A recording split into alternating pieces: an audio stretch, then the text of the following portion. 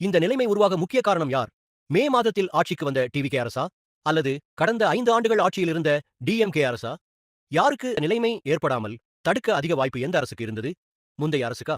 அல்லது தற்போதைய அரசுக்கா? வணக்கம். Short GPT.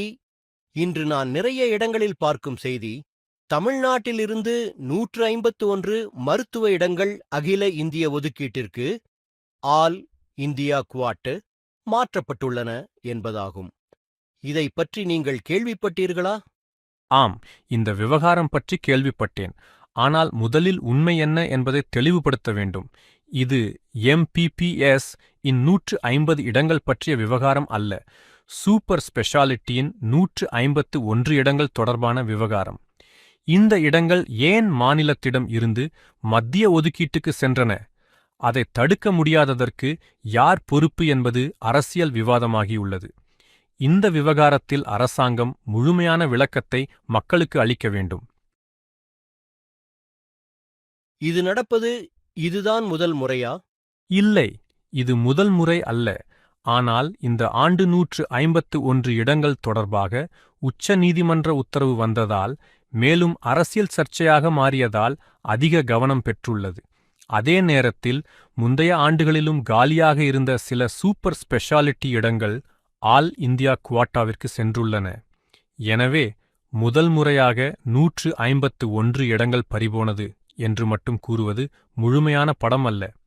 இந்த ஆண்டு நடந்த சட்ட நடவடிக்கை மற்றும் அரசின் கையாளுதல்தான் விவாதத்தின் மையம்.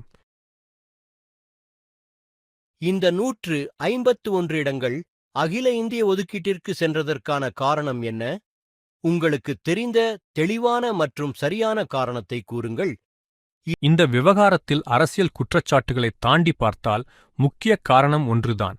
அந்த 151 சூப்பர் ஸ்பெஷாலிட்டி இடங்கள் மாநில ஒதுக்கீட்டில் நிரப்பப்படாமல் காலியாக இருந்தன. அதனால்தான் அவற்றை வீணாக்காமல் அகில இந்திய தரவரிசை ஆல் இந்தியா குவாட் மூலம் நிரப்ப வேண்டும் என்று உச்ச நீதிமன்றம் உத்தரவிட்டது. ஏன் காலியாக இருந்தது? அந்த இடங்களில் பெரும்பாலானவை அரசு மருத்துவர்களுக்கான இன் சர்வீஸ் குவாட்ட இடங்கள். அந்த இடங்களுக்கு போதுமான தகுதியான அல்லது சேர விரும்பிய விண்ணப்பதாரர்கள் கிடைக்கவில்லை. தமிழக அரசு, மத்திய அரசு பின்னர் கட் ஆஃப் பெர்சன்டிலை குறைக்கலாம். அதுவரை இந்த இடங்களை ஒப்படைக்க வேண்டாம் என்று வாதிட்டது. ஆனால் உச்சநீதிமன்றம் எப்பொழுது பெர்சன்டில் குறையும் என்பது உறுதியில்லை. இருக்கிற 151 இடங்களையும் காலியாக விட முடியாது. அவற்றை ஆல் இந்தியா குவாட்டாவிற்கு அனுப்பி நிரப்புங்கள் என்று கூறியது. அதனால் ஒரு வரியில் சொன்னால் 151 இடங்கள் சென்றதற்கான நேரடி காரணம் அவை மாநில ஒதுக்கீட்டில் நிரப்பப்படாமல் காலியாக இருந்ததும் அவற்றை வீணாக்கக்கூடாது என்று உச்சநீதிமன்றம் உத்தரவிட்டதும் தான். அரசியல் ரீதியாக யார் பொறுப்பு என்ற கேள்வி தனி விவாதம். ஆனால் சட்ட ரீதியாக இந்த மாற்றத்துக்கான உடனடி காரணம் காலியாக இருந்த இடங்கள் மற்றும் உச்சநீதிமன்ற உத்தரவு என்பதே கிடைக்கக்கூடிய ஆவணங்களில் தெளிவாகத் தெரிகிறது. இது தமிழ்நாட்டில் மட்டும் நடக்கிறதா? அல்லது மற்ற மாநிலங்களிலும் நிரம்பாமல் இருக்கும் இடங்கள் இதேபோல் அகில இந்திய ஒதுக்கீட்டிற்கு மாற்றப்படுமா? இல்லை, தமிழ்நாட்டில் மட்டும் அல்ல. இது நீட் சூப்பர் ஸ்பெஷாலிட்டி DMMCH கவுன்சலிங்கில் நாடு முழுவதும் நடைமுறையில் உள்ள ஒரு கொள்கை. எந்த மாநிலத்திலும் மாநில ஒதுக்கீட்டில் சில இடங்கள் நிரப்பப்படாமல் இருந்தால் அவை வீணாகாமல் இருக்க தேவையான சூழலில் ஆல் இந்தியா குவாட் சென்ட்ரல் பூலுக்கு மாற்றப்படலாம். தற்போது உள்ள சூழ்நிலை மற்றும் கிடைக்கக்கூடிய தகவல்களின் அடிப்படையில் ஒரே பதிலாக கூறுங்கள். இந்த 151 இடங்கள் அகில இந்திய ஒதுக்கீட்டிற்கு மாற்றப்பட்டது சரியா? தவறா? 151 இடங்கள் ஆல் இந்தியா குவாட்டாவிற்கு சென்று நிரப்பப்பட்டது தவறு என்று நான் சொல்ல மாட்டேன். ஆனால் அந்த 151 இடங்களும் தமிழ்நாட்டிலேயே நிரம்பாமல் போன நிலைமை ஏற்பட்டது வருத்தத்திற்குரியது. மாநிலத்திலேயே நிரப்பியிருக்க முடிந்திருந்தால் அதுவே சிறந்த முடிவாக இருந்திருக்கும். காலியாக விடுவதற்கு பதிலாக ஆல் இந்தியா மெரிட் மூலம் நிரப்பியது அந்த சூழ்நிலையில் நடைமுறை ரீதியாக சரியான முடிவு. இந்த நிலைமை உருவாக முக்கிய காரணம் யார்? மே மாதத்தில் ஆட்சிக்கு வந்த டிவிகே அரசா? அல்லது கடந்த 5 ஆண்டுகள் ஆட்சியில் இருந்த டிஎம்கே அரசா? யாருக்கு என் மதிப்பீடு 151 இடங்கள் காலியாக இருந்ததற்கு நீட் மட்டும் காரணம் என்று சொல்ல முடியாது. அதேபோல் மாநில அரசு மட்டும் காரணம் என்றும் உறுதியாகச் சொல்ல முடியாது. கிடைத்துள்ள தகவல்களின் அடிப்படையில் முக்கிய காரணம் இன் சர்வீஸ் குவாட்டாவில் தகுதியும் விருப்பமும் கொண்ட மருத்துவர்கள் போதுமான அளவில் கிடைக்காததால் அந்த இடங்கள் நிரம்பவில்லை. அதன் பிறகுதான் அவை AIQக்கு மாற்றப்பட்டன. அரசியல் விவாதத்தில் இதை எளிமையாக 151 இடங்களை அரசு இழந்துவிட்டது என்று கூறுவார்கள்.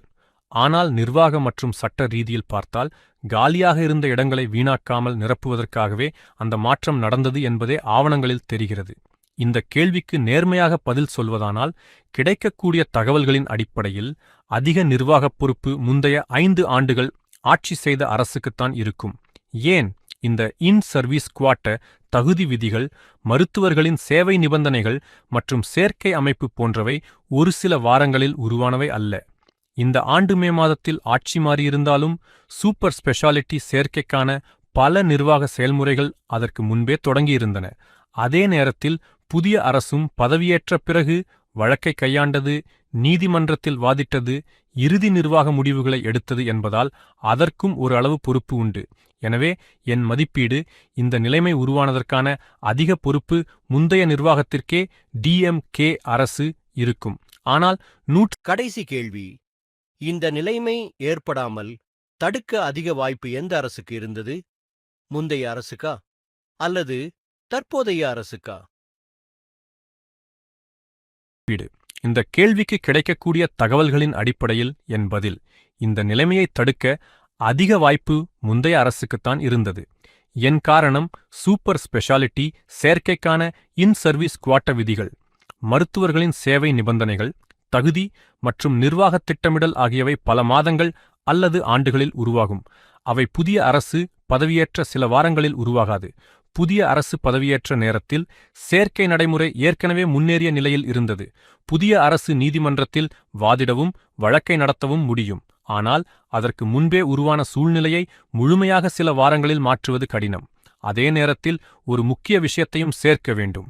புதிய அரசுக்கு எந்த பொறுப்பும் இல்லை என்று கூற முடியாது. ஆட்சிக்கு வந்த பிறகு எடுத்த நடவடிக்கைகள், நீதிமன்றத்தில் முன்வைத்த வாதங்கள் ஆகியவற்றுக்கு அது பொறுப்பேற்க வேண்டும். ஆனால் இந்த நிலைமையே உருவாகாமல் தடுக்க யாருக்கு அதிக வாய்ப்பு இருந்தது என்ற உங்கள் குறிப்பிட்ட கேள்விக்கான பதில் வேறு. என் பதில், முந்தைய அரசுக்குத்தான் அதிக வாய்ப்பும் அதனால் அதிக நிர்வாகப் பொறுப்பும் இருந்தது. இது எந்த கட்சிக்கு ஆதரவாகவும் அல்ல. நிர்வாகத் தொடர்ச்சி மற்றும் காலவரிசையை அடிப்படையாகக் கொண்ட மதிப்பீடு. புதிய அரசு ஆட்சியேற்ற சில வாரங்களில் உருவான பிரச்சனையை முழுமையாக மாற்ற முடியும் என்று உறுதியாகச் சொல்ல போதுமான ஆதாரமில்லை. அதேபோல் முந்தைய அரசின் செயல்களால் எந்த பாதிப்பும் இல்லை என்றும் சொல்ல முடியாது. எனவே கிடைக்கக்கூடிய தகவல்களின் அடிப்படையில் முந்தைய அரசுக்கே அதிக வாய்ப்பு இருந்தது என்பதே என் முடிவு.